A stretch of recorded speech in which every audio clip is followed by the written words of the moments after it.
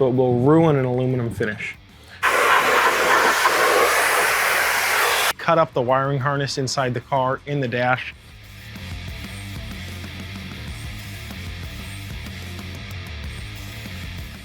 Welcome back, everybody. I'm Nick, and today we're working on my 1966 Ford Thunderbird project.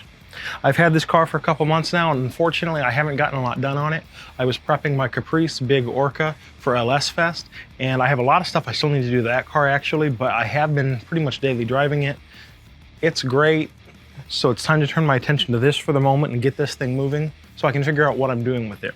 I've had the car a couple months. This car came from a friend of mine. The car sat in the field in Jamul for about 20 years, and my buddy acquired this car about 2 years ago. Tore the front end off apart, the suspension brakes, tore the interior out, had the upholstery done, and then basically didn't get around to doing anything with the car. I purchased the car from him for an okay deal and decided that since it had a lot of upholstery work already done, I was just gonna try to put it back together as a stock-ish cruiser, drivable weekend car and see if it grows on me. If it grows on me, I might turn it into something. If it doesn't, I might flip it and get myself into a Mustang or something. We'll see what happens. What I really want to start by showing you is how bad some of the problems with this car are. This car has major rat infestation still. The rats are gone, but their crud, crap, grime, all the stuff that comes with rats are still all over the car. This car pretty much needs a wiring harness. Unfortunately, one of the things Ethan did in a way that was extremely unhelpful is he cut up the wiring harness inside the car in the dash. This is a heavily optioned car. I'm not sure if this is heavily optioned for a Thunderbird, but these are basically spaceships. This car had so much stuff going on from the factory. AC, electric or vacuum controlled vents. It had all kinds of stuff going on. Power windows. I think it had vacuum actuated door locks. It had everything. And so, as fantastic as that was in 1966, that means there's more challenges to get all that stuff working again in 2024. And Ethan, unfortunately, cut apart a lot of that wiring harness that I think would have been valuable to just keep intact and use. As much as everything was covered in rat grime, he was trying to get the dash out so he could clean. As much as all of that was covered, taking the time to take it apart in a way where it could be put back together whole probably would have been better. So I'm probably gonna end up coming up with a semi-custom harness for this thing. I'm gonna try to mirror the factory harness. That's kind of gonna be a nightmare. I'm not really looking forward to it. All right, so let's talk about the steps involved in getting this thing back on the road. Step one, for me, is just gonna be a massive amount of cleaning. I'm gonna clean the interior, I'm gonna clean under the hood, I'm gonna be pressure washing, I'm gonna be using chemicals, I'm gonna be doing all kinds of stuff to get this thing cleaned up so it's not nearly as nasty to work on. Step two is gonna be get the engine to start and idle. If the engine's not starting and idling, I don't know that it's worth continuing on. I need to know that it's idling without a massive lifter tick or something like that. We did start it before, we heard it run. I'm not sure how healthy it was or wasn't, but I really got to overcome that step, get it started, get it idling. Step three is going to be front suspension and brakes. The brakes, there's a bunch of new stuff for, a lot of new parts for the brakes. The front suspension, there's a few new parts on it, new bushings and stuff. But it all needs to be tightened down still. It's kind of hand tight on the car. The car wasn't under its weight when we were working on it. So with it underweight, I need to get that all dialed in. The car also doesn't have a rag joint in it right now. The rag joint that's in it broke while we were actually moving it back on the driveway, steering by hand. Super glad that that happened on the driveway, not after I got it running, going down the road for the first time or something. But so now the steering wheel just freewheels. You can turn it 360 degrees all day, every day, in either direction, just go forever. So after I get engine, then brake suspension, then the next step is going to be wiring harness. All right, so I've got a mask, I've got a shop vac, and I'm gonna get started just cleaning up in here.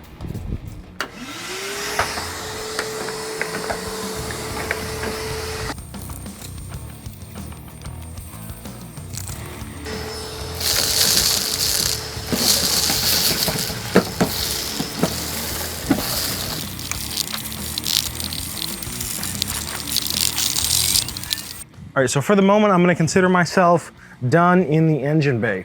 I wanna show you this product, Easy Off. Easy Off is an a lye-based oven degreaser. So this is not intended for working on your vehicle.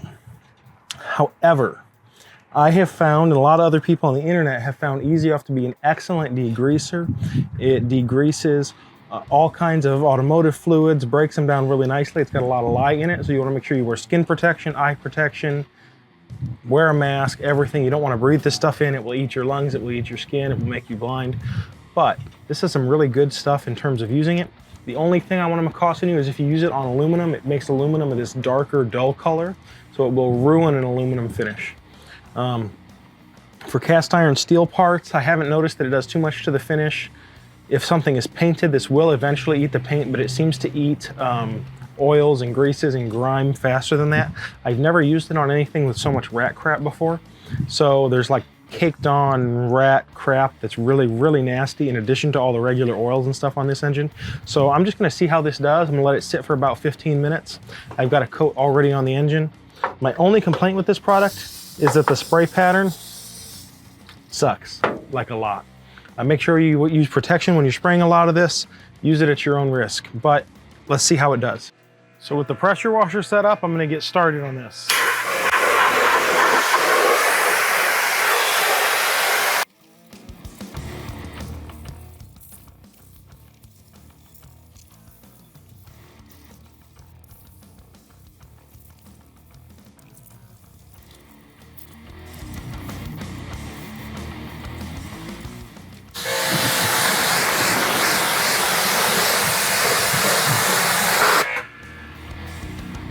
All right, so do you remember a few minutes ago when I told you what order I was gonna do some stuff in, when I told you what steps I was gonna take? I'm gonna buck that. I'm running out of daylight. I'm not gonna get very much done inside the car today anyway. I just wanna see if this thing will fire. So I've got my battery jump box all ready here. I think I just put the boost on that. And let's see what happens.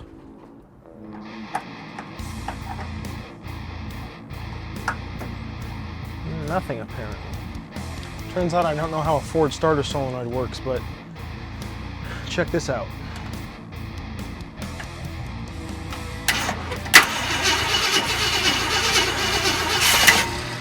Oh, tried to fire.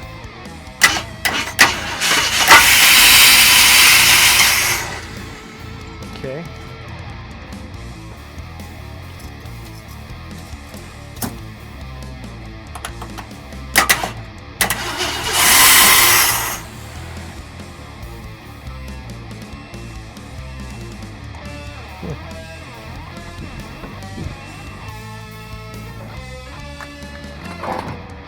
This thing's mad, it's been starting over and over again.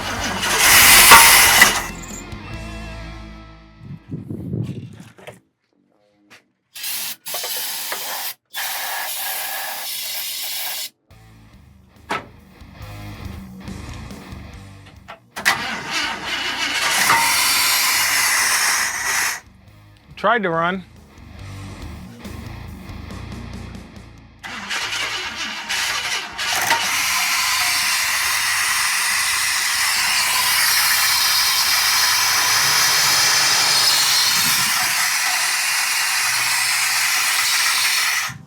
Okay, it runs and it turns out the fuel pump works and there's something in the gas tank. I thought the gas tank was bone dry, but I have fuel up here. So coming out of the fuel hose. So that's sketchy. I wasn't expecting that. I'm not gonna keep running it like that. For a first start, and it will keep idling by itself once I throw some fuel in the float bowl, I feel really good about it. Actually, let me hook this up. I'll be back in a minute. I'll hook this fuel up and try it again. See what this does.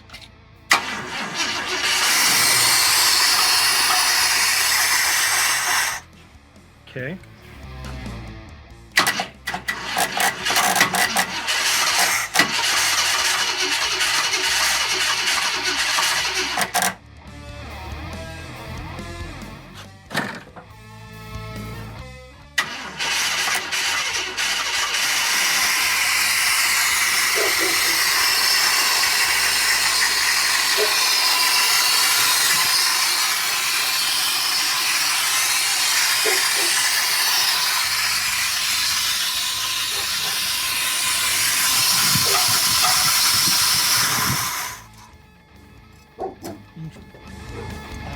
Vacuum hoses all went to the factory carburetor. I don't know if they're supposed to be something on this. There's a lot I don't know here. More that I don't know than that I do know. I suspect this hole on the front of the carburetor base right here is supposed to have a vacuum thing in it. I suspect. How deep is, I can't tell what this. I suspect this is definitely supposed to have vacuum stuff on both sides of it. That's massive vacuum leaks there.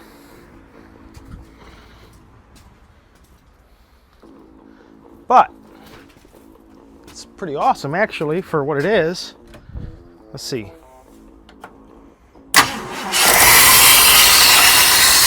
Wow.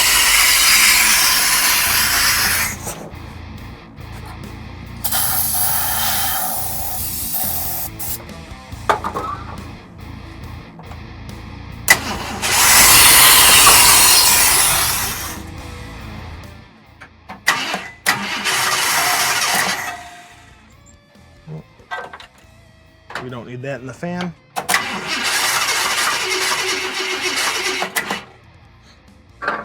Battery might be getting a little weak.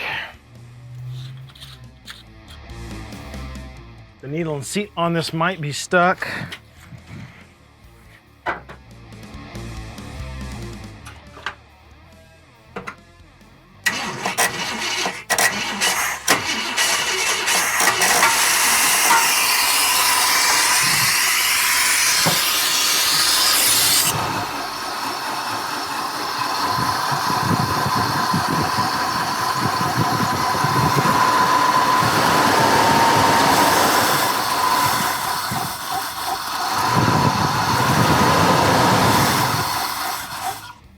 I have no idea if the timing's even set correctly or not.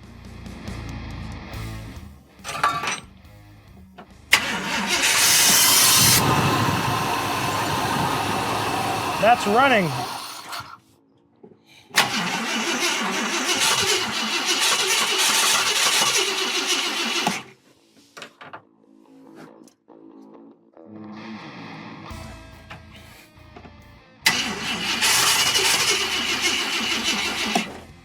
Okay, so it seems like the carburetor's gummed up or something. It's not dropping fuel. I think the fuel pump is getting up there. The needle and seat could be stuck.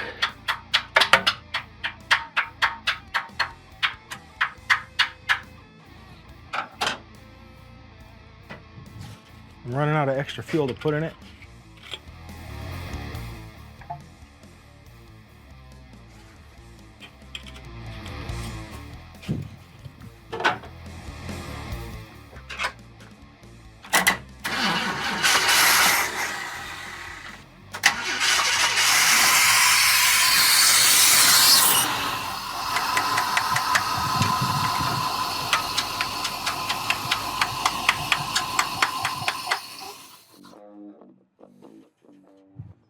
Yeah, I think the needle and seat could be stuck. I think there's a bunch of things that could be. Not sure what is. Have to figure it out, but I feel pretty good about that. First start. I have no idea where the timing is set. No idea if the vacuum advance is even really working. Let's see, does this move? No, it doesn't. So it's locked down. A lot more unknowns than knowns, but sounded pretty good while it was idling quiet for a moment there. Actually pretty stoked on that. Thanks for watching, everybody. That's going to be it for this one. If you enjoyed this video, be sure to like and subscribe. I have so much more that I got to do to this car, and I'm going to be trying to crank that out really in the next month or two. I really want to get this car done and on the road. I might not have it done that quickly, but I sure want to have it on the road in that time. I got a couple of events. I'd like to take it to Quarantine Cruise. I'd like to take it to a couple of Ford shows, Main Street and El Cajon before it's done for the year. So to get all that stuff done, to me, that's kind of a lofty goal. I have so much work ahead of me. So you're going to see that here, and I'm going to be working on this for quite some time to come. Tune in next time. Thanks for watching.